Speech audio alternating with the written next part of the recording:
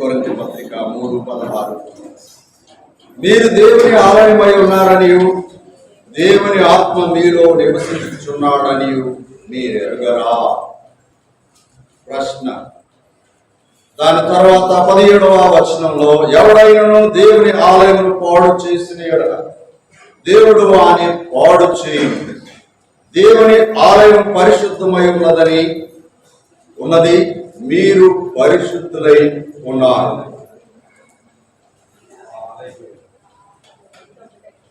Okay, old వర్షన్లో ఇలాగ రాయబడింది. ఆ తర్వాత ఇంకొక భాగంలో మనం చూడగలము, దేవుడు తన ఆలయమును పాడు చేసిన వారిని 6:19లో ఏమనుంది? పరిశుద్ధాత్మకు నిలయమై ఉన్నారు. ఓకే, 6:19 ఏముంది? మీరు దేవుని వలన మీకు అనుగ్రహించబడి, మీ దేహము దేవుని వలన మీకు అనుగ్రహించబడి మీలో ఉన్న పరిశుద్ధాత్మకు ఆలయమై ఉన్నదని మీరు ఎరుగరా? మీరు మీ సొత్తు కాదు, విలువపెట్టి కొనబడిన వారు కనుక మీ దేహముతో దేవుని మహిమపరచు. ఇక 2వ కొరింథీ పత్రికలో 6:16లో ఆయన రాస్తున్నటువంటి మాట, 6:16 ఏమంటున్నాడు? దేవుని ఆలయములకు విగ్రహములతో ఏమి పొందిక, మనము జీవము గల దేవుని ఆలయమై ఉన్నాము. అందుకు దేవుడు ఇలాగ సెలవించుచున్నాడు, దేవుడు మనలో సంచరిస్తాడు, దేవుడు మనలో ఉంటాడు, దేవుడు తన మహిమార్థమై మన జీవితం ద్వారా మహిమ పొందుతారు అని ఇక్కడ రాశారు. దీన్నే మనం ధ్యానం చేస్తున్నాం. You are the living temple of the Lord. If you are undisciplined, church is something going wrong. ఇదేదో సంఘమంతా ఒక ప్రత్యేక గోడల మధ్యలో జరిగేది కాదు. It is every individual. ప్రతి ఒక్కరూ దేవుని పరిశుద్ధ ఆత్మకు ఆలయమై ఉన్నారు. మీరు దేవుని సంఘమై ఉన్నారు. సో దేవుని సంఘం, if you are absent, church is empty. నీవు దేవుని మందిరంలో లేకపోతే సంఘము ఖాళీగా ఉంది. ఎందుకో తెలుసా? You are the living temple of the lord.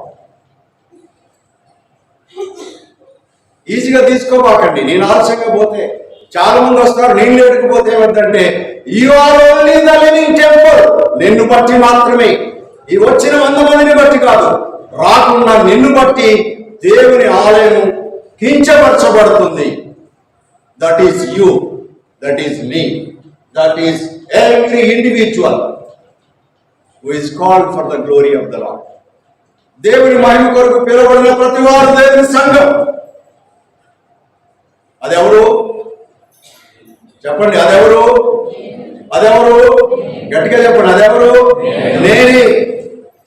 నిరంతర డిసిప్లైన్ గా ఉండాలి. నీకోసమే దేవుడు మాట్లాడుతున్నాడు. సో నెంబర్ 1 నేర్చుకున్నాం. ఏదో పై సమాధానం కాదు, సంఘానికి లోకం ఇచ్చినట్టు కాదు, నా సమాధానమును మీకు, నా శాంతిని మీకు ఇచ్చి వెళ్ళుచున్నాను, లోకం ఇచ్చినట్టు కాదు. If he is giving something to you that is permanent, no one can back from you. దేవుడు ఏదైనా నీకు అనుగ్రహిస్తే అది ఎవడు కూడా నీ నుంచి తీసుకోలేడు. ఆయన చేతిలో నీకు ఎవడు కూడా అపహరించలేడు. నీవు దాచుకుంటే దొంగలు దొంగిలించవచ్చు, కానీ దేవుడు దాచిపెడితే నెవర్ ఫెయిల్స్. అందుకే జీసస్ నెవర్ ఫెయిల్స్. రాసుకోవడం కాదు, జీవించడం.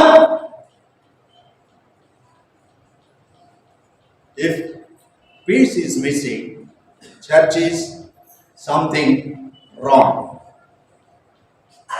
ఏ వ్యక్తిలోనైనా నిజమైన సమాధానం దేవుని ద్వారా పొందకపోతే ఆ సంఘము అబద్ధమైనది, దేవుని సంఘం కాదు. ఏ వ్యక్తి అయినా దేవుడిచ్చిన సమాధానాన్ని కోల్పోతే దేవుని బిడ్డ అనే పేరును కొట్టివేస్తున్నాడు. ఇప్పుడు ఇక్కడ పడి నేను చచ్చిపోతే హాయిగా వెళ్ళిపోతాను. నా బిడ్డలకు పెళ్లి చేయాలి, నా బిడ్డలకు ఇంకేమో సంపాదించాలనే ఆశ నాకు లేదు. మరలా చెప్తున్నాను వినండి, I am peaceful in the Lord. ఏ రోజైతే నేను నా ప్రభువును అంగీకరించాను, ఆయన సమాధానం నాకు ఇచ్చాడు, అదే విజయ యొక్క జీవితం. చెల్లి ఆలస్యంగా అమ్మ గురించి విన్నారు, ఆలస్యంగా నిర్ణయం తీసుకున్నారు. కానీ అమ్మ ఎప్పుడో తన జీవితాన్ని దేవుని కొరకు అంకితం చేశాడు. ఇంకా ఆ తల్లి గురించి తెలిసిన వారంతో వస్తే ఆ యొక్క పర్వతాపురం చనిపోదు. ఎందుకంటే ఆమె దేవుని బిడ్డ.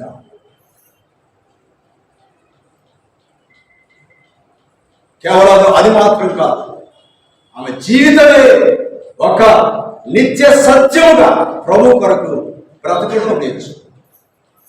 ఏమి లేదు ఆమెకి, కానీ ఉన్నదేంటో తెలుసా, అన్ని చేసిన దేవుడు తనలో ఉన్నాడు.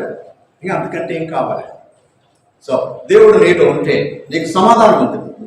What ever may be the situation, circumstances or situations you are going through, trials, temptations or problems, whatever the situation may be, but God is with you. దేవుడు నీతో ఉన్నప్పుడు నీవు సమాధానం కలిగి ఉంటావు. ఈ లోకం ఎలా ఉంది తెలుసా? సమాధానం సమాధానం అని చెప్పి సమాధానం లేకుండా హాస్పిటల్ లాగా అయిపోయిందండి. అన్ని చేస్తామంటారు, హాస్పిటల్ చేరినాక పైకి వెళ్ళిపోయేవారు చాలా మంది. It's not hospital. Real peace ఇక్కడున్న పరలోకం పోయిన. రైట్. నెంబర్ 2 ఏంటంటే దేవుడి బిడ్డలు, సంఘం అనేది సమాధానంతో ఉండాలి. రెండవది ఏం నేర్చుకున్నాం తెలుసు కదా, చెప్పారు కదా. ఎదుగుదల అంటే ఇన్ఫెంట్ బేబీస్ లాగా, ఇంకా పాలు తాగే స్టేజే. ఎవరన్నా చర్చి ముందు వచ్చి రెడీ చేస్తారంటే లేదు లేదు లేదు, మేము రెడీ చేసి శుభ్రంగా వస్తాం. What about your building of this church? It's belongs to you. నీవే నీ హృదయాన్ని నిన్ను అలంకరించుకుంటే that is all truth. Another of is wrong.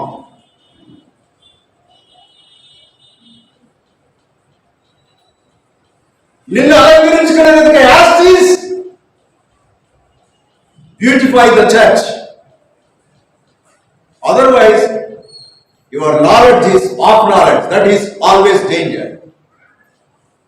కాబట్టి ఇంకా ఇన్ఫెంట్ బేబీ లాగా సంఘానికి 40 ఏళ్ళు ఉన్నావు, మా తాత మా ముత్తాతలు చెప్పబాకండి. మీ నాలెడ్జ్ ఏంటో, మీ జీవితం చెప్పాలి. మీరు ఎదగాలి దేవుల్లో, ఇంకా పాతగా ఉండద్దు. నెంబర్ 2 అని. నెంబర్ 3 అంటే సంఘము ఎలా, ఏ కోణంలో ఉండాలనేది. అది ఎవరంటే నువ్వే, అది ఎవరంటే నేనే, అది ఎవరంటే మనమే. మూడవది ఏంటంటే వితౌట్ హ్యావింగ్ ఎనీ కాన్ఫ్లిక్ట్స్. భేదాలు, కొట్లాట్లు, విమతాలు, కక్షలు లేకుండా ఉండాలి సంఘం. అలా ఉండేది. వాళ్ళ గురించి వీళ్ళ గురించి విమర్శించడం కాదు,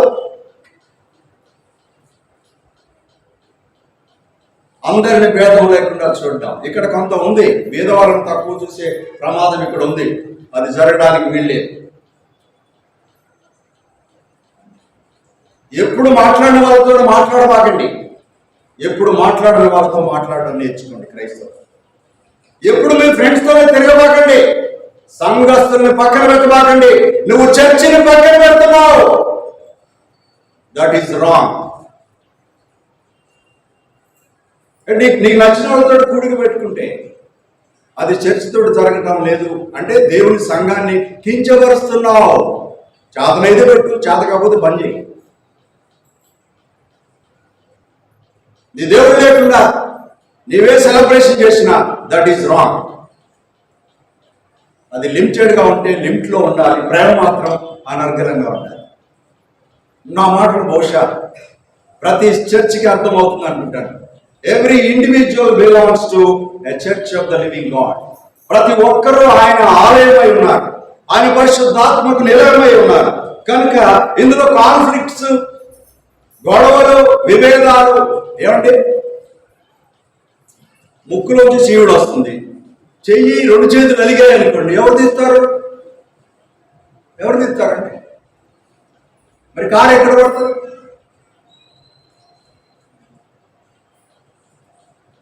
అవమానం ఎవరికి? చేతికా, కాలుకా, కన్నుకా, ముక్కుకా, నోరుకా? నీకే. Please understand who are you. Gospel meeting లో కూడా 30వ తారీఖున కూడా దేవుడు ఇదే మాట్లాడుతూ వచ్చాడు. అంతకుముందు ఆదివారం కూడా దేవుడు ఇదే మాట్లాడుతూ వచ్చాడు. క్రైస్తవులు 2వ రోజు 1వ తారీఖు కూడా ఇదే మాట్లాడుతూ వచ్చాడు దేవుడు. Who you are, you are living temple of the lord. Okay, 3. Number 1 ఏంటి?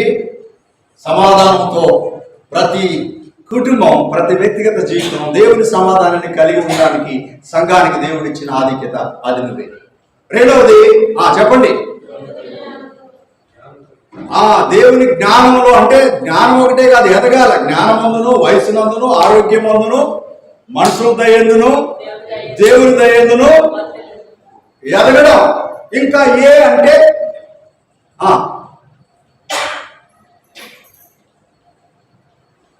ఎక్స్ అని చెప్పరు, అంటే అక్షి అని ఉన్నాడంట. ఏబిసిడీలు ఇంకా అల్ఫాబెట్స్ కాదు సంఘానికి. ఇంకా ఉడవడానికి అయ్యగారు చెప్పడం, ఇంకా టాయిలెట్ టయానికి రమ్మని చెప్పడం. ఎక్కడ నేర్చుకుంటారండి మీరు? ఇంకెన్ని సంవత్సరాలండి? అంటే నీ పళ్ళు పక్కడు తోముతాడా? నువ్వు తినాల్సిన భోజనం పక్కడు తింటే నీకు ఆకలి తింటుందా? Do you failing to do your responsibility? Is it church? No, that's wrong. ఏమంటే మనకు స్నానం మనం చేసుకుంటామా? ఎవరైనా చేపిస్తారా? ఎవరైనా చేపిస్తారు స్నానం? నువ్వు ఫిజికల్ హ్యాండిక్యాప్ అయినా ఉండాలి, లేకపోతే చిన్న పిల్లవాడివై ఉండాలి. అంతనే కాదంటారా? అది ఇన్ఫెంట్ బేబీస్ లాగా, లేకపోతే చిన్న పిల్లల్లాగా మనం ఉండకూడదు. ఇంకా అమ్మ తినమ్మ తినమ్మ తినమ్మ తినమ్మ, అవునా? ఎవరిది వారే. రైట్. నెంబర్ 3 అయిపోయింది. నెంబర్ 4 మత్తయి సువార్త 15వ అధ్యాయం 6 నుంచి 9 వరకు రాయబడిన అమూల్యమైన మాట. Traditions, old people like ఆచారాలు. మీరు మీ మైకి ఇవ్వండి దయతో. యవనస్తులు చాలా వివేకంగా ఉండాలి, చదివే వారు కూడా వివేకంగా ఉండాలి. లాస్ట్ మీటింగ్స్ లో కూడా వెనక కూర్చున్న వాళ్ళకి వినపడలేదు అని చెప్పారు. So this is all round understanding. దేవుని సన్నిధి ఎప్పుడు కూడా పరిపూర్ణం, అన్ని రకాల కోణాలు. నాకొక్కనికే కళ్ళుంటే, నాకొక్కనికే చెవులుంటే, మీరు చెవిటోళ్ళు మీకు కళ్ళు లేవు అన్న బాధ నన్ను వేధిస్తుంది.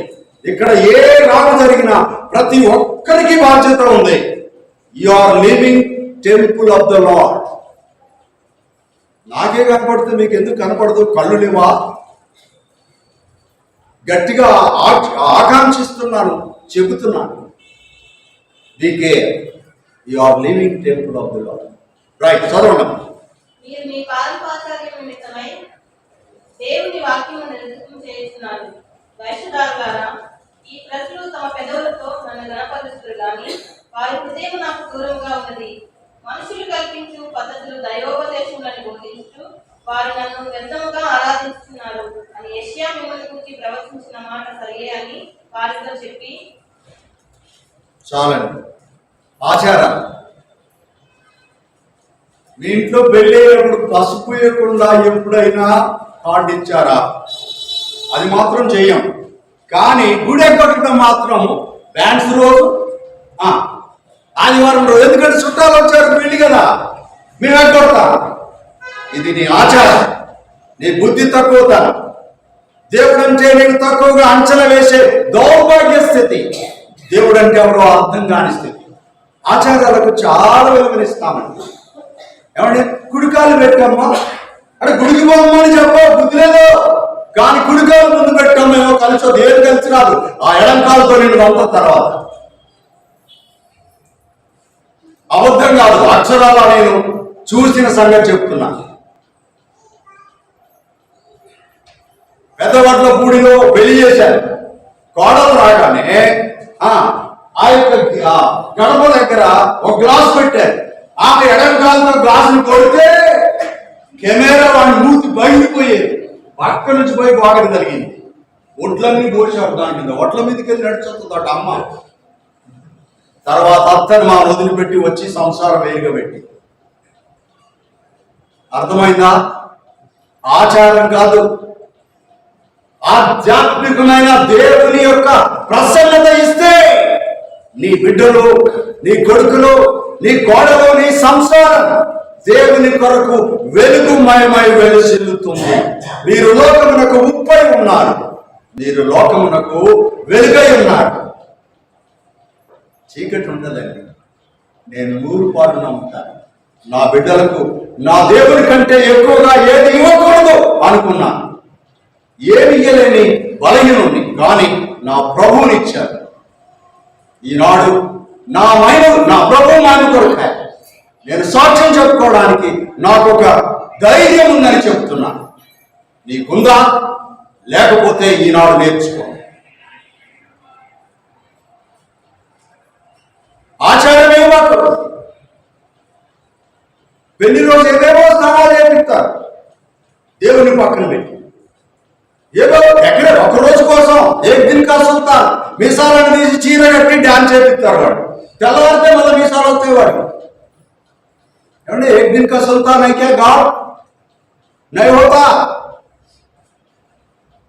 ये तो पक्का परमानेंट है. Always God is God, God is good, God is true,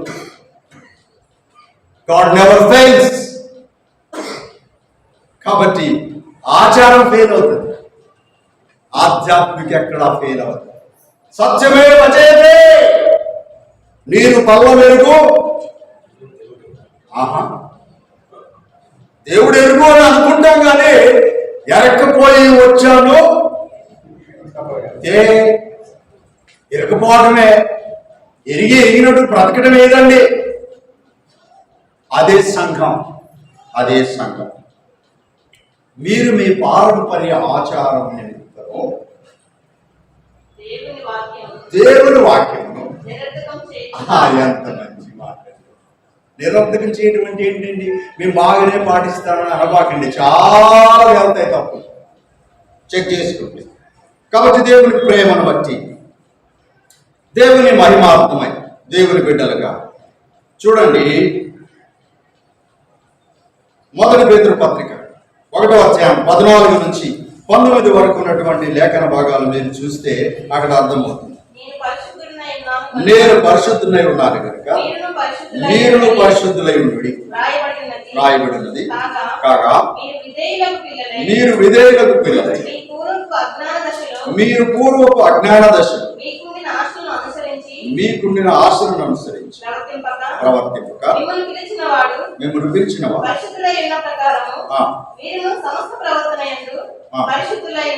ఉండుడి, పక్షపాతం లేకుండా ప్రతివాన్ని తీర్పు తీర్చేవాడు తండ్రి అని మీరు ఆయనకు ప్రార్థన చేస్తున్నారు కనుక మీరు పరదేశంలో ఉన్నంత కాలము భయంతో గడుపుడి. పితృపారంపరమైన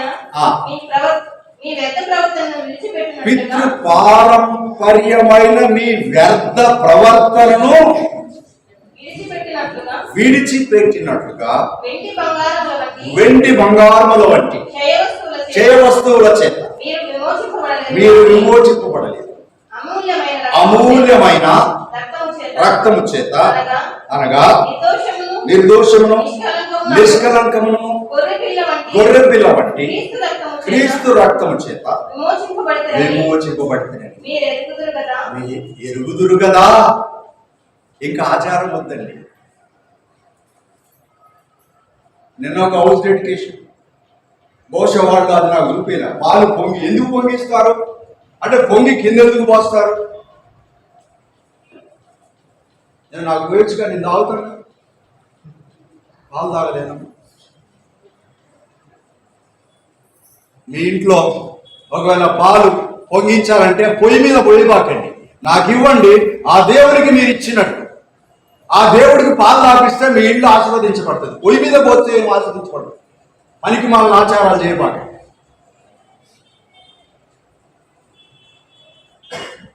అయ్య పేరు మీద చచ్చిపోయినాక అయ్యకున్న అలవాట్లు తీసుకుపోయి ఆడబెడతా ఉంటారు. ఏంటది మనకు బాగా తెలుసు. అప్పుడు గోదాళ్ళకి పైసలు వస్తాయి. ఉన్నప్పుడు పట్టెడు అన్నం పెట్టి, అమ్మ ఈ కూర కావాలంటే తెచ్చిపెట్టడం చేతగా. ఇంకా ఆచారాలు చాలా ఉంటాయండి, నేను అవన్నీ చెప్పడానికి నాకు చేత కాదు. కానీ మీ ఫంక్షన్ల కాడికి వచ్చినప్పుడు అవన్నీ చూస్తా ఉంటే నాకు పిచ్చి లేస్తుంది. కానీ ఏం చేయాలి? సంతోష సమయంలో మిమ్మల్ని పలకరించలేక, మందలించలేక, ఏం చేయలేక నా ప్రభువు నేను పోరాడుతూ ఉంటాను. బుద్ధి లేనివాడా చెప్పరా అంటూ ఉంటాడు. లోపల గుడికిపోతా ఉంటది. అయినా కూడా సర్దుకొని సమాలించుకొని ప్రభువాను క్షమించు అని అనేక మార్లు మీ ఇళ్లలో నేను నిలబడ్డ సందర్భం సత్యమని చెబుతున్నా. దయతో అర్థం చేసుకోండి. ఎవడి ఆచారం వాని నిత్య జీవమైన దేవుని జీవము గల సంఘముగా తీర్చిదిద్దుదో. నేను పరిశుద్ధుడై ఉన్నాను కనుక మీరును మీ పితృ, మీ పాత పెద్దల యొక్క వ్యర్థ అర్థం ఉంటే చేయండి. ఏదైనా నువ్వు చేస్తుంటే దానికి అర్థం నీకు తెలియాలి. తెలిస్తే చేయి, నాకు కూడా చెప్పు, నా దేవుని నేను స్తుతిస్తా. తెలియకపోతే పక్కన పెట్టు. ఇప్పుడు తెలియకుండా అడ్రస్ తెలియదు, పోయేటప్పుడు అడగకుండా ఊరంతా తిరిగితే ఎప్పుడు పోతావు? చెక్కలోని కథకు వస్తుంది. మళ్ళా చెప్పండి, ఆ సంగతి మీకు గుర్తొచ్చు.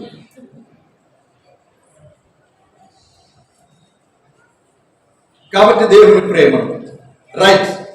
కనుక ఎస్తేరు గ్రంథంలో 8వ అధ్యాయం 17వ వచనంలో ఇలాంటిదే ఒక ఆచారికంగా అక్కడ ఒక సంఘటన జరిగిందండి. లాస్ట్ 8వ అధ్యాయంలో అక్కడ దేవుడు తన యొక్క జీవము గల దేవుని బిడ్డల యొక్క శక్తిని చూపించినప్పుడు అనేక మంది ఏం చేశారో చూడండి.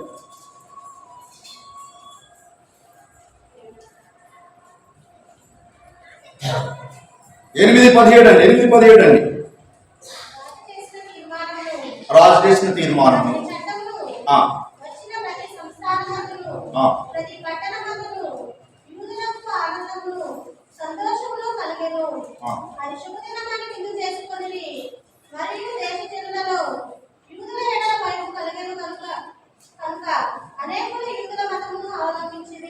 అక్కడ ఏముందంటే యూదుల మతమును అవలంబించిరి.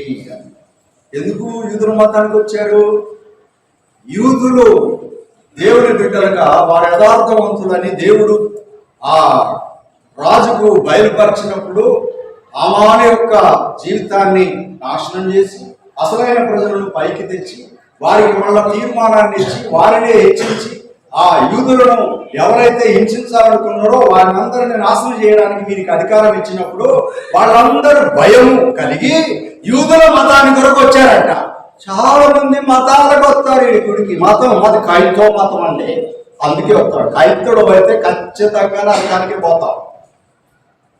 అంటే మత క్రైస్తవుడు అయితే, నిజ క్రైస్తవుడు కాకుంటే నువ్వు వెళ్ళేది నరకానికి. నీ మతం నిన్ను పరలోకం చేర్చదు. క్రైస్తవ మతం కాదు, నేర్చుకున్నాం కదా. మతంలో ఉన్నటువంటి భయానికి చేరేదంట. ఇప్పుడు ఎవరో అయ్యగారు చెప్తాడని నా భయానికి ఎవరు రాబాకండి, మీరు నరకానికి పోతారు. దేవుడు నిన్ను సృష్టించాడు, ఆయన బిడ్డగా ఆయన నీకు అన్ని ఇస్తున్నాడు. ఆయన దగ్గరికి రా, అప్పుడు నీవు దేవుని బిడ్డ అవుతావు. అయ్యగారి కోసం, ఎవరి కోసమో స్వస్థల కోసం ఏదో బాగు చేయలేదో మేలు దొరుకుతుందని వస్తే ఆ మేలు నువ్వు ఇద్దరు కలిసి నరకానికి పోతారు. అంతకంటే నేను చెప్పేది ఏం లేదు. చాలా మంది అద్భుతాలు ఆశ్చర్యాలు పొందిన వారు నరకానికి వెళ్ళారు, చేసిన వారు కూడా వెళ్ళారు. బైబిల్లో ఉంది కదా, నేను అద్భుతాలు చేశాం, ఆశ్చర్యాలు చేశాం, నేను ఆమెను అక్రమము చేయవారు నా ఎత్తు నుండి అయిపోయింది ప్రశ్న. నేను దినాన్ని అయ్యగారు మతం గురించి మాట్లాడి మత్తయి సువార్తలో చెప్పాడు, చదవండి రెఫరెన్స్ 23:15. 23:15 మత్తయి సువార్త 23:15. అయ్యో వేషధారులైన శాస్త్రులారా పరిసయ్యులారా ఒకని మీ మతములో కలుపుకోవడానికి మీరు సముద్రమును భూమిని చుట్టి వచ్చారు. అతడు కలిసినప్పుడు అతని మీకంటే రెండంతలు. అంటే వీడు ఎండిపోతాడు వాడు ఎండిపోతాడు. చెప్పండి ఇప్పుడు మీరు ఒక్కటైతే ఆయన రెండంతలట. మాము ఎంత మంచి సువార్త అండి. మేము బాగా సువార్త చేసాము. 40 ఏళ్ళ క్రైస్తవులు, మా తాత, మా అమ్మ, మా నాన్న అందరూ క్రైస్తవులే. నీ సంగతి ఏంటండి? మరి నువ్వేం చేస్తున్నావు? ఎవరినన్నా దేవుని దగ్గరికి నడిపించావా? లేకపోతే నీతో పాటు రెండంతలు? అందుకే తప్పు చేసిన ఖండించకుండా సర్ది చెప్పేటోళ్ళు ఇదే బ్యాచ్. ఎక్కడ నుండి ఇప్పుడే బుద్ధి తెచ్చుకోండి. వాక్యం ద్వారా ఏదైనా ఖండిస్తే వాక్యానికి తల వంచడం నేర్చుకోండి. లేకపోతే మీరు వాళ్ళు నరకానికి వెళ్ళే ప్రమాదం ఉందని నా దేవుడు తన వాక్యం ద్వారా ఆనాటి నుంచి ఈనాటికి కూడా బోధిస్తున్నాడు. సంఘం అంటే అది ఆచారాలు కాదు, క్రమశిక్షణ. సో కాబట్టి దేవుని ప్రియులరా, దేవుని ప్రేమను బట్టి మీ పితృ పారంపర్యమైన ఆచారము దిక్కడప్పుడు వేషధారుడైన పరిచయులారా. అంటే ఇది ఇక్కడికి ముందు ఎవరు చెప్పేటోడు శాస్త్రి నువ్వు చెప్తున్నావు కానీ పేరు సత్యం దగ్గర సత్యం ఎంత ఉంది నీ పేరులో చెప్పరా? ముందు నీ జీవితంలో సత్యం ఎంత ఉంది చెప్పు, అది చెప్పు. అందుకే నా సాక్ష్యం అప్పుడప్పుడు చెప్తుంటా. ఇంటికి వెళ్ళిన తర్వాత ఊరికే నీ డబ్బా కొడతావేంటి అంటే, నా డబ్బా కొట్ట వేరే వాళ్ళ డబ్బా కొడుతుంటారా? ఏమండి, నా డబ్బా కొట్టుకుంటే పర్వాలేదు, పక్క వాళ్ళ డబ్బా కొడితే ఎట్లుంటుంది? కుదరదుగా. నీ సాక్ష్యం అని చెప్పు, నీ దేవుడి గురించి అని చెప్పు. దేవుడు నీకు చేసింది సాక్ష్యం, దేవుని కొరకు నీవు అర్థం చేసుకున్నది దేవుని సత్యం. నీ సాక్ష్యం అనేది చెప్పు, దేవుని యొక్క చిత్తమైన చెప్పు, దేవుని వాక్యమైన చెప్పు. రైట్. కాబట్టి వీడారా వేషధారులారా అన్నారు. ఇప్పుడు శాస్త్రుల పరిచయలు వేషధారులు అయితే మరి మనమేమైతే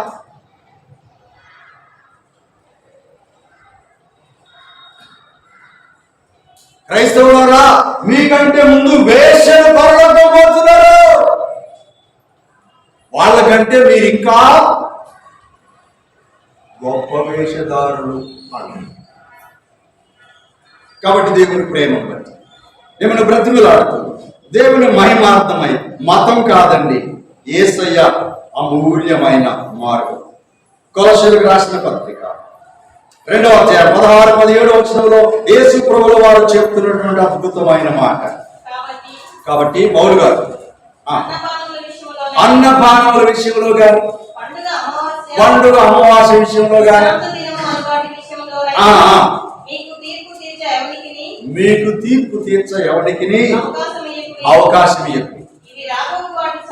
ఇది రాబోవాడు ఛాయే గాని నిజ స్వరూపము క్రీస్తులో ఉన్నది. ఇది ఛాయ.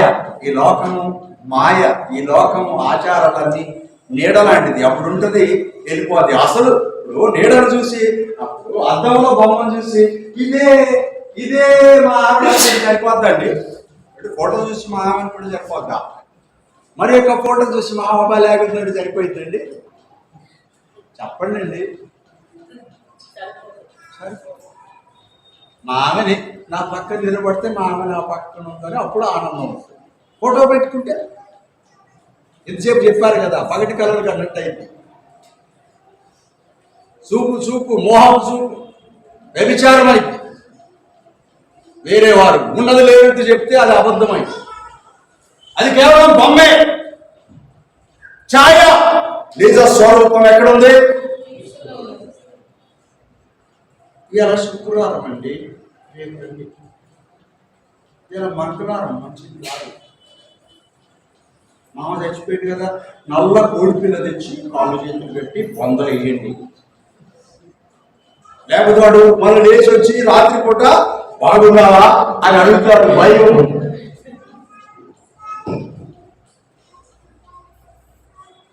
మా ఊళ్ళో ఇట్లే భయపడేవాడు. నేను చెప్పాను, సమాధుల మీద కొబ్బరికాయలు కొడితే వాళ్ళు పోయినాక శుభ్రంగా తెచ్చుకొని చచ్చి వేసుకొని ఆ రోజంతా తినేది.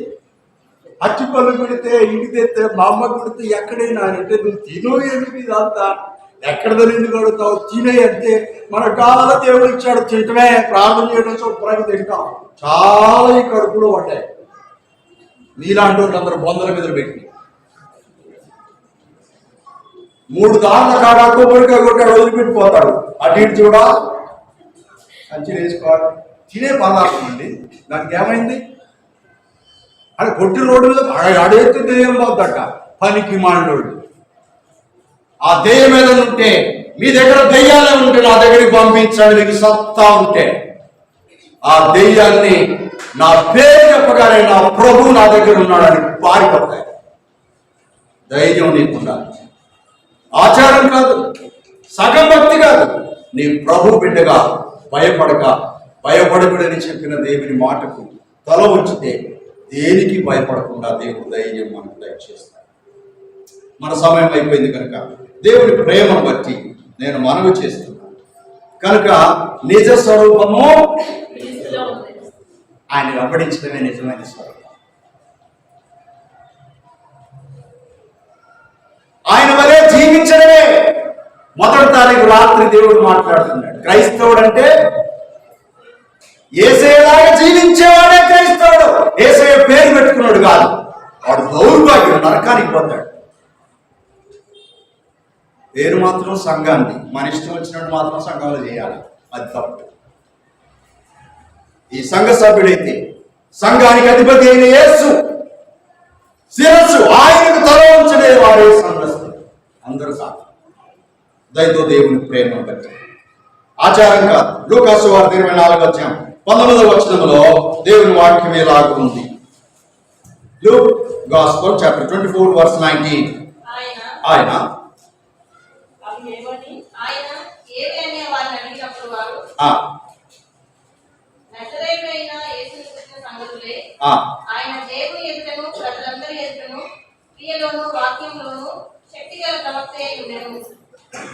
విన్నారా?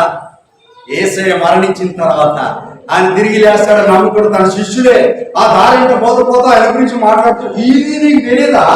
ఇన్నేళ్ల నుంచి ఆయన గురించి లోకమంతా సతమతం అవుతుంటే అదేంటంటే ఆయన భూమి మీద మనుషుడలా దేవుని ఎడలా ఎలా జీవించాడట, క్రియలను ప్రవర్తనలో ఎలా జీవించాడంట,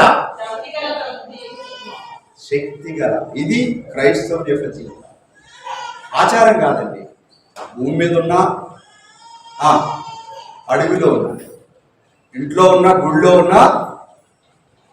కొంతమంది చర్చిలో తోలుతారు, ఇంట్లో తూరుడు వేరుగా ఉంటుంది, చప్పుళ్ళు వస్తూ ఉంటాయి. ఏం చప్పుళ్ళు? ఏం దొరుకుతుంది? నిన్న మా శ్యామన్న బాటలు కొట్టాడు. బాటలు భోజనం పెట్టకుండా స్కూల్కి అట్లే వెళ్ళాలి, తినొద్దు. నేను బతిలాడితే మరికి చెప్పింది, నీకు చెప్పాను అంతే, పో స్కూల్కి బ్యాగ్ పట్టుకుని వెళ్ళిపో, నో భోజనం. సాయంత్రం మేము వచ్చేప్పటికల్లా 11 అయింది. ఏం తిన్నాడో ఏం తినలేదో మాకు తెలియదు. ప్లేట్లో పెట్టిన భోజనం ఆ టేబుల్ మీద అట్లాగే ఉంది. అది నేను తిన్నాను, పెట్టలే. మీ పిల్లలకి బతిలాడి తప్పు చేస్తే కూడా భోజనం పెట్టబాకండి, వాడు దౌర్భాగ్యుడు అవుతాడు. నేర్పించండి. ఖచ్చితంగా క్రైస్తవుడు నేర్చుకోవాలి. అక్రమాన్ని క్రమంగా చూసేటువంటి కళ్ళు మారాలి. యేసు యొక్క స్వభావం చూపులోను, క్రియలోను, ఆలోచనలోను మనుషులేడలా ఇదండి. ఆచారం అంటే క్రైస్తవం, ఆధ్యాత్మికం అంటే ఇది. మనుషులేడలా దేవుడు ఎడలా. మనుషులు అంటే ఉన్నోళ్ళు వేరే, లేనోళ్ళు వేరేనా? అబ్బో, అక్కడ కొంచెం వివేకం ఉంటుంది మనకి, అక్కడ కొంచెం జ్ఞానం ఎక్కువైంది, అక్కడ హోదా మనకి పక్కన జరుగుతుంది, అక్కడికి మనం ఉన్న తెలివి మనని అవివేకం చేస్తుంది. అందుకే మూర్ఖులైన అందులారా జ్ఞానులను అవివేకులను దేవుడు చేస్తాడని రాయబడింది. నీ జ్ఞానం అమీకం కావడానికి వీల్లేదు ప్రభు మాయ కొరకే.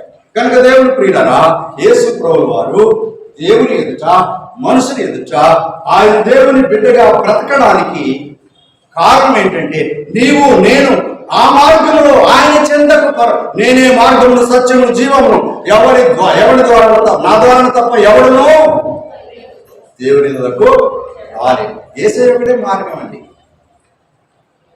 ఇదే మాట పౌలు గారు కూడా అంటాడు. 24వ అధ్యాయం అపోస్తలుల కార్యములు 16వ వచనం చివరి మాట. 24:16 అండి. 24వ అధ్యాయం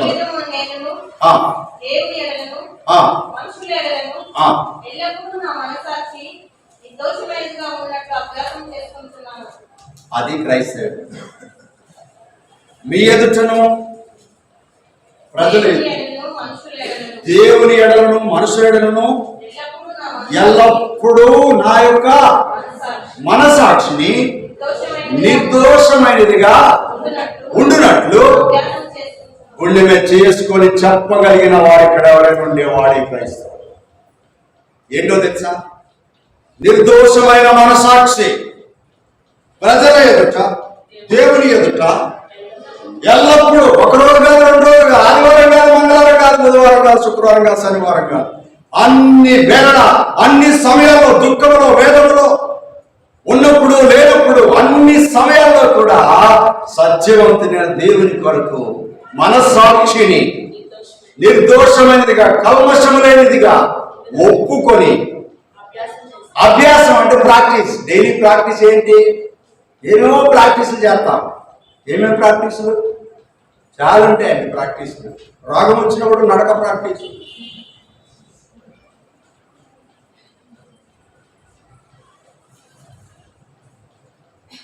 ఆకలి అయినప్పుడు ప్రాక్టీస్.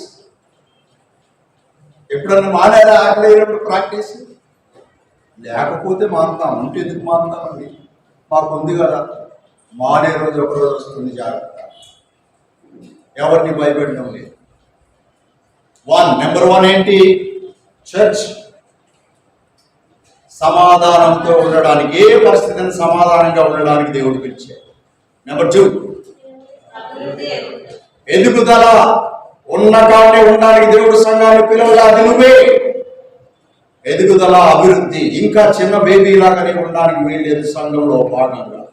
నెంబర్ 3 ఏమండి? ఆ కలహాలు, ఆచారాలు, పూర్తం, కల్మషాలు.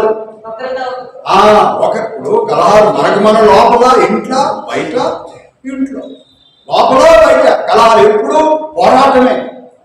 దయ్యానికి దేవునికి పోరాటం ఉంటే పర్వాలేదు, కానీ దేవుని బిడ్డలకే పోరాటం ఉంటుంది. ఒక ఇల్లు తనకు తానే విరోధముగా నిలిచిన ఎడల ఆ ఇల్లు నిలబడ్డట్టు కూడిపోతుంది. కాబట్టి కలహాలు, కక్షలు, విభేదాలు, మత్సరాలు అన్ని సంఘంలో అది ఉంటే నువ్వు సంఘం కాదు. పరిశుద్ధాత్మ నీలో లేడు. అడిలో చెప్తే పరిశుద్ధాత్మ ఉంటాడు కొంతమంది చెప్తారు, వాళ్ళ దగ్గర ఎక్కువ దురాత్మ ఉంటుందని నేను చెప్తున్నాను.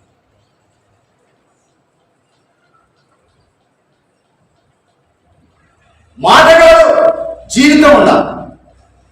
రైట్. 4th one.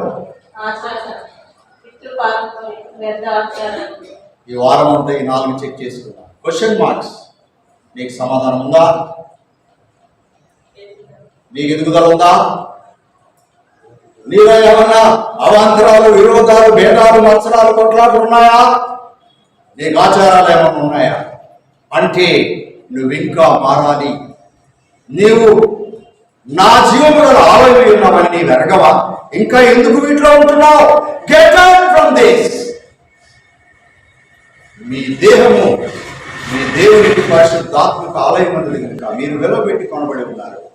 మీ దేహము చేత దేవుణ్ణి మహిమపరచండి. కనుక దేవునికి కళ్ళు మూసుకుందాం. ప్రభువా, నేనే నీ ఆలయమైనా, నీ ఆలయముగా నాకు ఇచ్చిన హెచ్చరికలను నేను మరో నీ మహిమ కొరకు చెక్ చేసుకుంటా. ఈ 4 కోణాలు నీ మహిమ కొరకు నన్ను నేను పరీక్షించుకున్నాను. నీ బల చెంతకు వస్తున్నాడు ప్రభువా, నన్ను క్షమించి యోగ్యంగా నీ బలలో పాల్పొందడానికి సిద్ధపరచు. లేచి నిలబడి ఒక పల్లవి పాడుతున్నాడు. ప్రభు ఒక రొట్టెలోను ప్రభు పాత్రలోను పాల్గొనడానికి